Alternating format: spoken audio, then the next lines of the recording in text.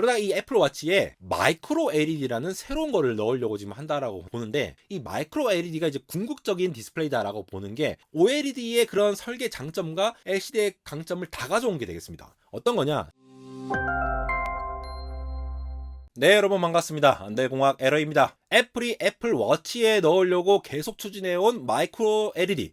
이 마이크로 LED가 기존에 있는 디스플레이보다 훨씬 더 만들기 어렵다고 잘 알려져 있죠. 그런데 최근에 이 마이크로 LED를 만들기 위해서 오스람과, 여러분 아시는 그 오스람입니다. 그 형광등 아시죠? 그 LED 만든 오스람 업체와 같이 연구 개발하던 게 취소가 됐다라는 소식이 알려지면서 애플워치에 들어가는 이 디스플레이 마이크로 LED 개발에 상당히 좀 지지부진하고 있다라는 소식이 알려져서, 기존의 디스플레이 대비해서 이 마이크로 LED가 왜 이렇게 어려운 것인지, 그 디스플레이 각각에 대한 원리들을 좀 설명드리고요. 그렇게 하면서 앞으로 애플의 행보가 어떻게 될 건지도 한번 살펴보도록 하겠습니다. 오스람 측에서 미리 얘기를 했어요. 최근에 마이크로 LED 프로젝트가 취소됐다라고 얘기를 하면서 애플이 아예 이거 이제 포기하는 거 아닌가 이렇게 얘기도 되고 있는데, 사실 아직 포기를 했다라기보다는 새로운 어떤 협력을 할 것으로 보여지고 있습니다. 디스플레이와 관련해서는 제가 상당히 많은 영상들을 오리지널 영상으로 많이 얘기를 했죠. LCD부터 시작해가지고 폴더블 디스플레이, 그리고 올레드도 그렇고 올레드 대신에 미니 LED, 그리고 최근에는 마이크로 OLED까지 각각의 원리를 자세히 설명드리긴 했지만도, 오늘도 이제 이 오리지널 영상 외에 각각의 디스플레이에 대해서 좀 특징들을 한번 살펴보도록 하겠습니다. 기본적으로 LCD 같은 경우에는 흔히 여기 노란색으로 되어 있는 백라이트라고 하는 게 있죠.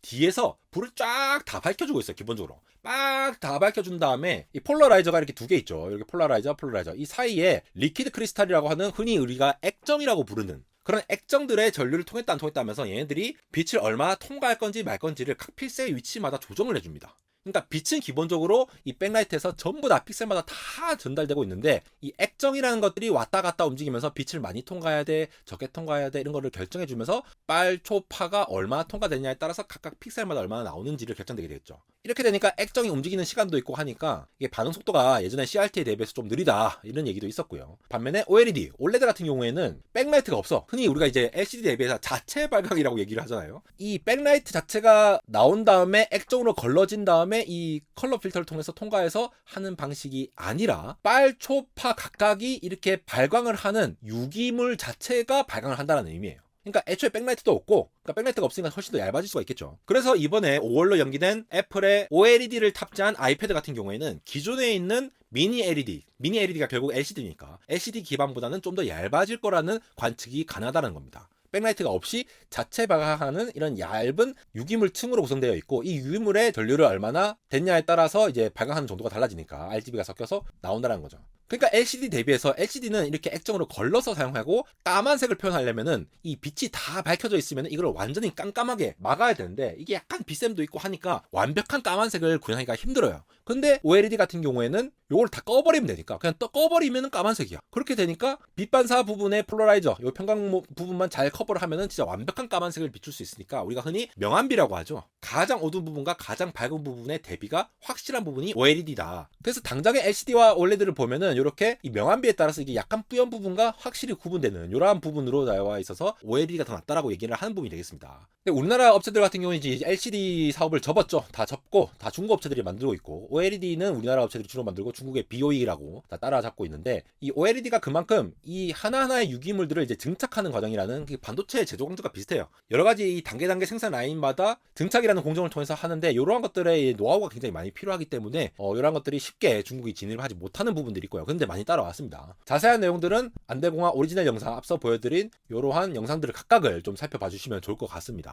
근데 이 OLED가 이렇게 명암비가 좋고 더 선명한 화질을 볼 수가 있고, 대신 가격이 조금 더 비싸죠. 그래서 고부가가치를 우리나라가 먼저 하는 건데, 이렇게 좀 더 명암비가 높은 게, 삼성은 예전부터 이제 OLED를 미리 적용해가지고 이제 손담비가 막 몰래 막 하면서 했잖아요. 그렇게 했던 것이 애플이 이제 이전에는 계속 LCD를 썼기 때문이죠. 그러다 이제 OLED로 바꾼 게 됐고, 그래서 이렇게 희뿌옇게 뜨는 이러한 방식들이 계속 뜹니다. LCD를 사용하면은. 근데 OLED의 단점이 바로 이게 버닝 현상이라고 하는 거죠. 계속 사용한 부분을 이렇게 타버려가지고, 이런 것들을 계속 기본적으로 배경화면에 사용한 사람들은 이쪽 OLED라는 유기물 소자를 사용하기 때문에 그 소자에 수명이 존재를 해요. 그래서 똑같은 전류를 노출시켰을 때 걔가 발광을 하는 정도가 계속 달라지게 되니까 기본적으로 탄다라는 거죠. 탄다. 유기물이 타버리기 때문에 이런 현상들이 발생해서 수명을 길게 잡아봤을 때는 굉장히 좀 적합하지 않다라고 보는 부분들이 있습니다. 근데 OLED의 이 명암비를 갖춘 LCD가 등장하게 됐는데 그게 바로 미니 LED라고 부르는 이 부분이 되겠습니다. 미니 LED 역시 LCD 방식인데요. 아까 백라이트가 이제 빛을 쫙 다 비추는 게 LCD 방식이라 했잖아요. 근데 이 미니 LED라고 하는 방식은 LCD 백라이트로 쫙 비추고 있는 방식들을 부분 나누어 가지고 미니 LED로 구획별로 빛을 비추겠다는 방식이 되겠습니다.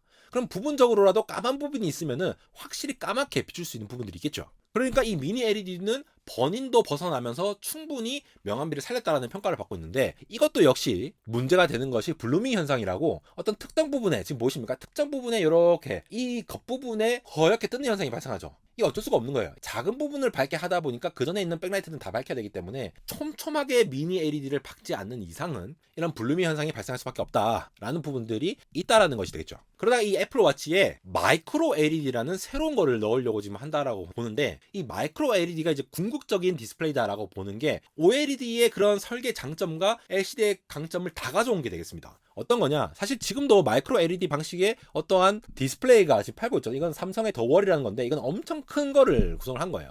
각각의 이 픽셀 하나하나마다 껐다 켰다 이렇게 빛의 양을 조절할 수 있는 LED, 마이크로한 LED를 박아놓은 게 되겠습니다. 그러면은 OLED처럼 각각의 픽셀마다 OLED의 발광 정도를 밝기를 조절을 하는 것처럼 마이크로 LED도 LED마다 조절을 할 수가 있기 때문에 뒤에 LCD 백라이트 같은 거 필요 없이 각각의 픽셀을 조절할 수 있으니까 극강의 명암비를 올릴 수가 있겠죠. 이런 강점이 있는데 각각의 이런 수많은 픽셀들을 다룰 수 있는 이런 회로들을 설계를 넣어야 되기 때문에 애초에 기술 난도가 너무 높다라는 거죠. 그래서 개별 구조를 보시면은 마이크로 LED가 보통 이제 10마이크로미터 이하의 초소형 LED를 박은 거예요. 미니 LED보다 훨씬 더 작습니다. 10마이크로미터 이하니까. 수마이크로 크기인데 요 하나하나를 조절할 수 있는 이 마이크로 LED 자체가 굉장히 작다라는 거죠. 요거를 조절하려면 그만큼 작은 회로가 또 하나하나 구성이 돼야 한다는 얘기를 하는 건데 이걸 다 일일이 구성을 하려고 하다 보니까 공정 자체에 너무나도 많은 빡센 작업이 필요하다는 거죠. LED 크기하고 간격 자체도 굉장히 작기 때문에 고밀도로 굉장히 하나하나 배치를 해야 한다는 문제. 개별적으로 다 회로를 구성을 해야 되기 때문에 이 수백만 개, 수천만 개의 픽셀들을 다 구현을 해야 되고 이 각각의 LED도 색 재현성이 똑같이 색이 균일하게 밝혀져야 되잖아요. 그리고 이 배치할 때도 이제 얼라인도 제대로 해야 되니까 기존에 이제 마이크로 LED라던가 LCD 그리고 OLED에서는 한 번에 딱딱딱 하는 이런 반도체 공정 같은 방식이 거의 뭐 수작업처럼 하나하나 해야 되다 보니까 일단 생산하는데 돈이 너무 많이 든다는 겁니다. 그렇게 되다 보니까 각각의 LED를 이렇게 배치를 하는 것부터 이제 문제죠. 너무 작은 거를 컨트롤할 수 있는, 물리적으로 컨트롤할 수 있는 그러한 방식이 너무 힘들다 보니까 기존에 있는 LCD 방식과 OLED 방식에 비교해 봤을 때에 굉장히 얇게 구성을 할 수는 있지만도 얘네들을 물리적으로 배치하는 방식에 대해서 어떤 방식을 찾고 있는데 오스란과 계속 해보고 있는데 그게 잘 안 되더라. 특히 이 마이크로 LED를 구성하는 부분에서 오스란과 협력을 하고 있었겠죠. 그러한 부분으로 이해를 하시면 되겠고요. 더군다나 이 애플 같은 경우에는 2024년도까지 LG 디스플레이와 뭐 협력한다 이런 얘기들이 많이 나오고 했는데 기존처럼 이 TFT를 통해서 각각 픽셀을 조절하는 것뿐만이 아니라 LED를 조절할 수 있는 그런 회로를 넣는 방식에 있어서 계속 좀 더 개발을 해야 되는 것으로 보이고요. 단순히 이 옴디아에서 서치한 2023년도 요 방식을 보면은 가격적인 면에서 일단 메리트가 크게 없어요. 요거는 OLED와 비교했을 때 마이크로 LED의 코스트를 비교한 건데 원래 $38 그러니까 한 5만원 정도 되던 게 2024년도 봤을 때에 한 14만원 정도로 가격이 오릅니다. 그럼 이만큼은 그냥 애플워치 가격이 그냥 오른다고 봐야 되는데 이렇게까지 더 좋은 거를 과연 애플워치 사용자들이 굳이 돈을 더 내고 쓸 것이냐 라고 하는 의문이 들겠죠. 거기다가 이렇게 여러 가지 분석들이 있는데 마이크로 OLED 밸류가 한 요 정도까지가 된다라고 하는데 기존 OLED가 충분히 요 정도의 성능을 내고 있거든요. 시간에 따라서 충분히 내고 있는데 이만큼의 밸류를 마이크로 LED가 가질 수 있느냐에 대한 의문이 계속 생긴다는 게 되겠습니다.